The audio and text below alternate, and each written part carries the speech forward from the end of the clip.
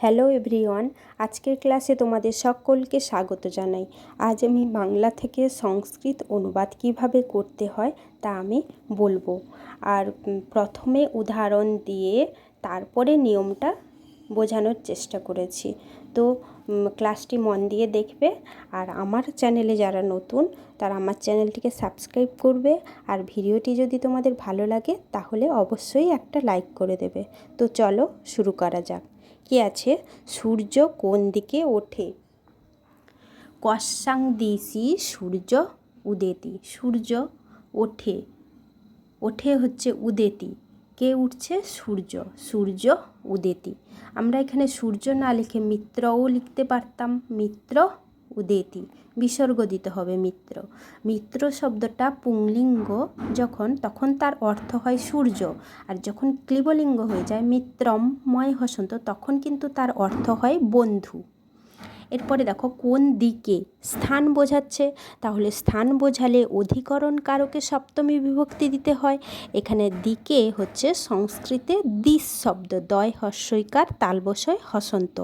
দিশ শব্দটা হচ্ছে ব্যঞ্জনান্ত স্ত্রীলিঙ্গ শব্দ। কি বললাম? স্ত্রীলিঙ্গ শব্দ দিশ শব্দটা। তাহলে তার বিশেষণটাও স্ত্রীলিঙ্গের রূপ দিতে হবে। দিশ শব্দের সপ্তমীর একবচনে হচ্ছে দিশি। কেমন রূপ হয়? দিক দিশৌ দিশ, দিশম দিশৌ দিশ, দিশা দিগ্ভ্যাম দিগ্ভি, এইভাবে রূপ হয়। তাহলে সপ্তমীর একবচনে হচ্ছে দিশি। এরপরে কোন, কোন দিকে, দিকের বিশেষণ কোন দিকে।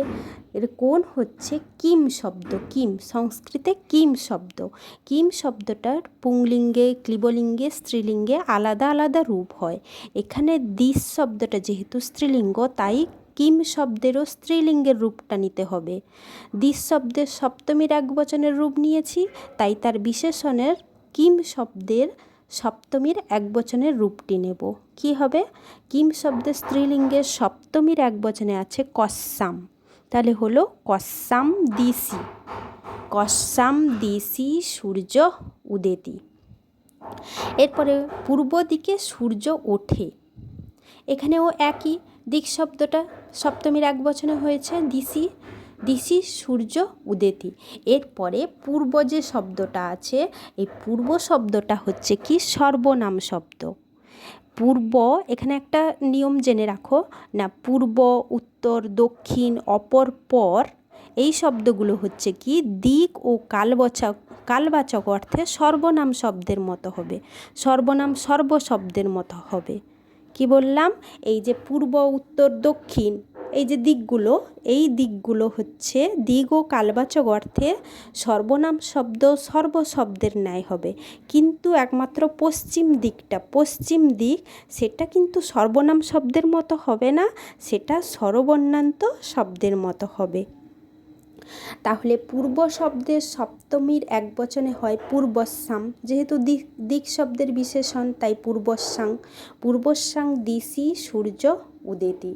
এরপরে সূর্য কোন দিকে অস্ত যায়? কস্যাং দিশি সূর্য উদেতি। অস্ত যায়, অস্তং জাতি। কস্যাং দিশি সূর্য অস্তং জাতি। পশ্চিম দিকে সূর্য অস্ত যায়। পশ্চিমায়াং দিশি সূর্য অস্তং জাতি।